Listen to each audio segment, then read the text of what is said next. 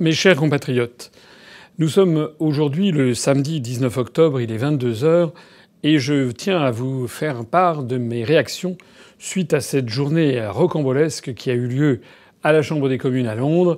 C'est aujourd'hui que devait avoir lieu le vote pour ou contre l'accord de sortie de l'Union européenne, le Brexit, que Boris Johnson avait obtenu à l'arrache avec les 27 autres pays de l'Union européenne. C'est ce que je vous expliquais hier. Ça devait être voté aujourd'hui, mais il y a un amendement qui a été voté avec une toute petite majorité, l'amendement Ledvin, d'un membre du Parti conservateur qui d'ailleurs avait été exclu du Parti conservateur il y a quelques semaines lorsqu'il avait voté pour le report du Brexit jusqu'au 31 janvier 2020. Cet amendement est extravagant puisqu'il demande que le vote pour cet accord sur le Brexit soit reporté après que toutes les législations nécessaires aient été adoptées au Royaume-Uni pour que cet accord puisse être mis en place. Cette décision est un scandale démocratique absolu.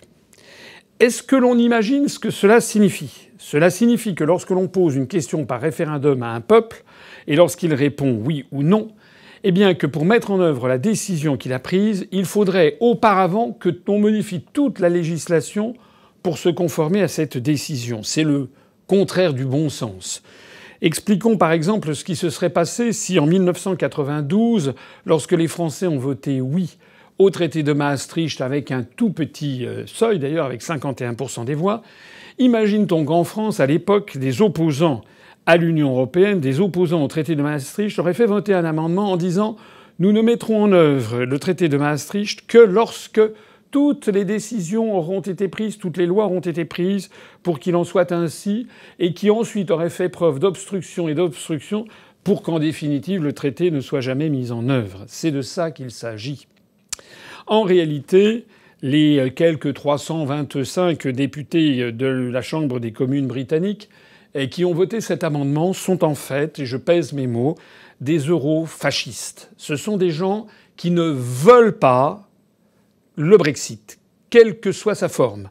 Brexit avec accord ou Brexit sans accord, ils refusent d'appliquer le vote de 17,4 millions d'électeurs britanniques, représentant 52% des électeurs ce jour-là de juin 2016. En fait, ce sont des fascistes, ce sont des totalitaristes, ce sont des gens qui refusent le suffrage universel. Et ils utilisent absolument toutes les machineries possibles, de toutes les ficelles possibles, de toutes les ruses, les roueries possibles, de tous les pièges et les traquenards pour empêcher le référendum de 2016 de produire ses effets. On est face à quelque chose, une crise démocratique d'une ampleur sans précédent. C'est d'autant plus grave que ceci survient au Royaume-Uni. Le Royaume-Uni, j'ai eu l'occasion de l'expliquer depuis plusieurs années, les Anglais, nos amis les Anglais, et les peuples qui les ont rejoints, les Gallois, les Écossais, les Irlandais, ont été à la pointe du combat pour les libertés individuelles en Europe occidentale depuis le Moyen Âge. En 1215, avec la Magna Carta, qui est cette grande charte des droits et des devoirs qui, pour la première fois dans l'histoire du monde, un souverain, en l'espèce le souverain d'Angleterre, acceptait de voir son pouvoir limité par rapport au pouvoir des féodaux qui étaient notamment sous son autorité. Après la Magna Carta, il y a eu d'autres épisodes de l'histoire d'Angleterre, comme par exemple la grande remontrance, l'habeas corpus, la glorieuse révolution de 1688, l'invention des syndicats, des trade unions, l'invention de la monarchie parlementaire, et puis au XXe siècle, le seul pays qui a tenu tête à l'Allemagne hitlérienne entre juin 1940, lorsque la France s'est effondrée, et l'été 1941, lorsque Adolf Hitler a lancé l'opération Barbarossa contre l'Union soviétique. Pendant un an, un peu plus d'un an, le peuple britannique a été le seul peuple au monde à s'ériger et à lutter contre la barbarie nazie. Ce peuple qui a voté en juin 2016 à 52% pour le Brexit et qui a voté pour le Brexit quelle qu'en soit la forme. Il est faux de faire croire que les Britanniques auraient voulu un Brexit avec accord ou sinon pas de Brexit. Non, non, non. Ils voulaient un Brexit, qu'il y ait ou pas d'accord, ils voulaient le Brexit. Ils n'ont jamais dit qu'ils refuseraient le Brexit s'il n'y avait pas d'accord. Il y a donc une torsion de la volonté populaire. Jamais dans l'histoire du Royaume-Uni, 17,4 millions d'électeurs ne s'étaient aussi massivement prononcés. On n'avait jamais eu un tel score dans un sens. Mieux encore, et contrairement à ce que dit la propagande que nous subissons notamment en France, il n'y a pas actuellement 52% des électeurs qui voteraient pour le Brexit. On fait faire croire aux Français que désormais ils seraient minoritaires. C'est faux. Un sondage a montré récemment que si un nouveau référendum avait lieu, ce ne serait pas 52%, mais 54% des électeurs britanniques qui voteraient en faveur du Brexit.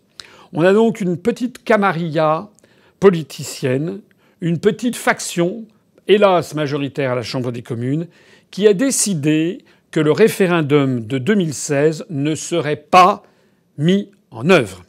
Alors, ce soir, les cartes sont de nouveau bouleversées. Dans mon intervention d'hier, je faisais valoir qu'il y avait un coup de théâtre était toujours possible. Le coup de théâtre a eu lieu.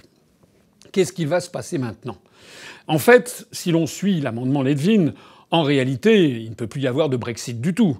Il faudrait se lancer dans des réformes législatives à n'en plus finir. Il faut demander un report à l'Union européenne. En fait, ça revient à démantibuler toute l'action qui a été faite par Boris Johnson. Les premières réactions sont venues d'ailleurs du continent où l'on a fait savoir, notamment Macron l'a dit, il a eu raison pour le coup, qu'il n'y avait pas de nécessité de faire un nouveau report. En fait, les 27 dirigeants des autres pays de l'Union européenne qui avaient donné leur accord à cet accord sont également pris à contre-pied. Que va faire l'Union européenne face à une situation d'aussi grande confusion que celle qui a été créée ? Boris Johnson, fidèle à ce qu'il a toujours dit, a annoncé qu'il ne demanderait pas le report du Brexit et qu'il s'en tenait à la date du 31 octobre à 23h59 et 59 secondes comme date butoir pour la sortie de l'Union européenne. Je rappelle qu'il l'avait fait prononcer par le discours du trône par la reine d'Angleterre Élisabeth II. Je signale au passage que le souverain britannique n'a pas son mot à dire, il ne fait que lire le texte qui lui a été présenté par le gouvernement. Néanmoins, le fait que la souveraine britannique, qui est quand même immensément révérée par ses sujets et qui doit avoir plus de 93 ans, je crois, et qui est la souveraine britannique, aucun souverain britannique n'a régné aussi longtemps sur le Royaume-Uni. Elle a dépassé de loin maintenant le record établi par la reine Victoria, décédée en 1901. Eh bien, ce fait que la reine d'Angleterre s'était elle-même engagée par sa simple parole à cette sortie du 31 octobre contribue à troubler tous les esprits. Où va-t-on ? En fait, ce soir, nul n'en sait rien. Ce qui est certain, c'est que si l'on continue comme ça, le Royaume-Uni va continuer à s'enfoncer dans ce qui est désormais une véritable crise de régime. Au passage, j'attire l'attention de toutes celles et tous ceux qui m'écoutent sur le fait que le système britannique, qui fonctionne sur une constitution non écrite, montre ainsi ses limites. Et que ceux qui, en France, militent pour une 6e république ou une 7e république, tous ceux qui trouvent que la République française, que la Constitution de 1958 donne trop de pouvoir au chef de l'État et qu'il faudrait démocratiser tout cela, c'est vrai qu'il y a des aspects à démocratiser. Je renvoie sur toutes les propositions que nous avons faites, notamment la réforme du Conseil constitutionnel et notamment l'introduction du référendum d'initiative citoyenne. Mais néanmoins, il y a dans la Constitution française de la Ve République des éléments fondamentaux qu'il faut absolument conserver, notamment le fait que le président de la République française a le pouvoir de dissoudre l'Assemblée nationale. Or, ceci n'existe pas en Angleterre. Il faut les 2/3 des députés britanniques qui doivent voter leur propre sabordage pour organiser des élections.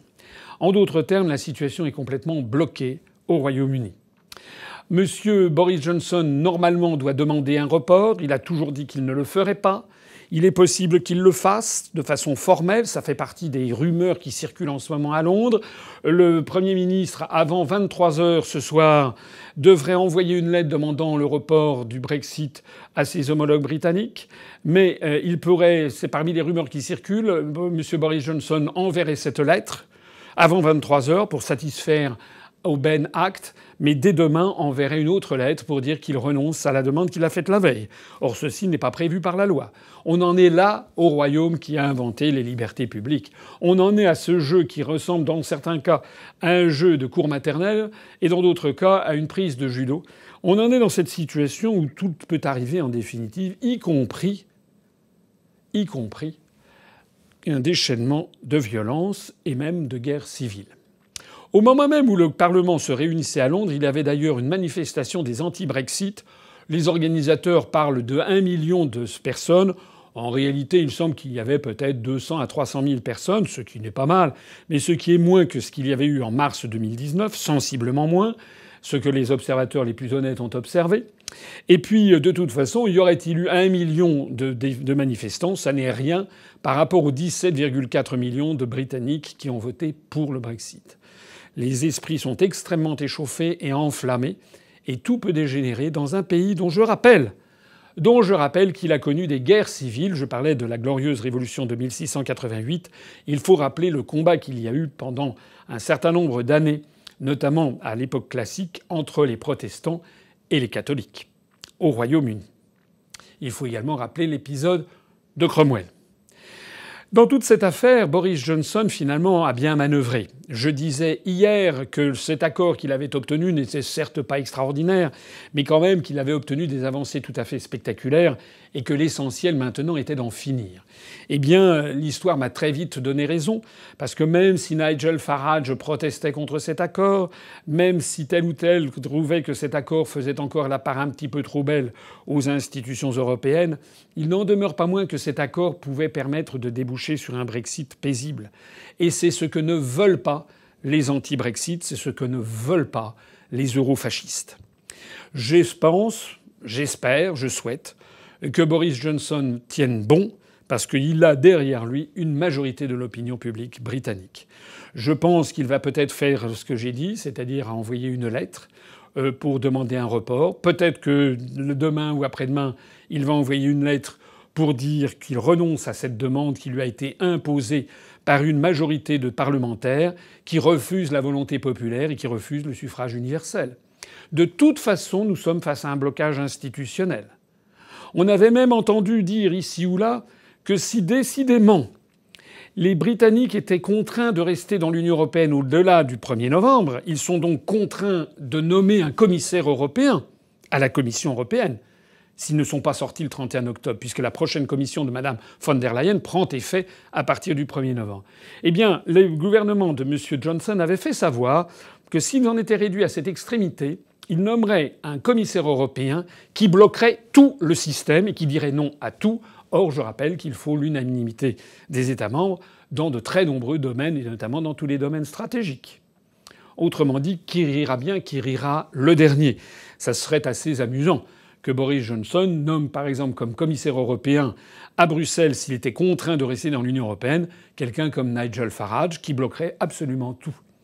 En d'autres termes, il y a un moment à partir duquel il faut respecter la volonté des peuples. On ne peut pas durablement diriger un pays et un peuple contre sa volonté profonde. C'est ça que les eurofascistes n'arrivent pas à comprendre, c'est ça que l'histoire va les amener à comprendre. Moi, ce que j'espère maintenant, c'est que la tension va déboucher sur un conflit majeur, peut-être, sur la convocation d'élections générales, peut-être que les parlementaires britanniques vont être contraints par le principe de réalité à cette convocation. Ce qui est certain, c'est que les manifestants d'aujourd'hui qui réclamaient un deuxième référendum, d'abord étaient moins nombreux qu'en mars 2019, et deuxièmement, on ne joue pas avec des tricheurs. Il y en a assez de ces référendums qui doivent être refaits à chaque fois qu'ils donnent un mauvais résultat pour les européistes. Les Britanniques ont voté pour le Brexit, ils doivent avoir le Brexit. On mesurera d'ailleurs à quel point les Français ont été d'une apathie coupable entre 2005 et 2008, puisqu'ayant voté non à 55% à la Constitution européenne, ils n'ont en fait pas bronché lorsqu'en 2008, Nicolas Sarkozy a fait ratifier par la France, avec la complicité des socialistes d'ailleurs, lors d'un réuni à Versailles en Congrès, a fait ratifier le traité de Lisbonne qui reprend la quasi-totalité de la Constitution européenne, rejetée par les Français. Voilà ce que l'on pouvait dire ce soir. Désormais, les choses sont claires. Les européistes ont jeté le masque. Les européistes sont des partisans d'un État totalitaire qui veut écraser la volonté des peuples. J'appelle ici toutes celles et tous ceux qui sont en France, qui sont des patriotes, qui sont des démocrates, qu'ils soient de droite, de gauche, du centre, d'extrême droite, d'extrême gauche. Je les conjure de comprendre qu'il n'y a pas de sujet plus grave que ce qui est en train de se passer en ce moment au Royaume-Uni et sur l'ensemble du continent européen.